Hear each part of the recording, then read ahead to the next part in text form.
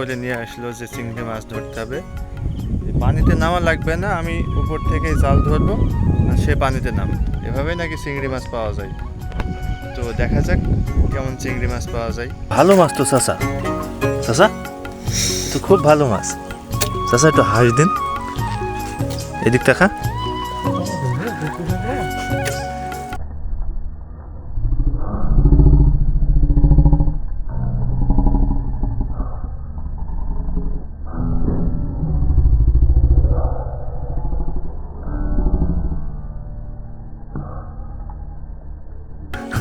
এই কথা।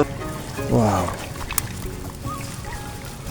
ওয়াও, মাশাআল্লাহ মাশাআল্লাহ, কি সুন্দর মাছ।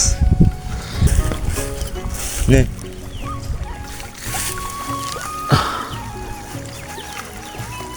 এবারও মোটামুটি ভালো মাছের পরিমাণ। এই যে সবাইকে অন্তরের অন্তরস্থল থেকে ধন্যবাদ জানাই।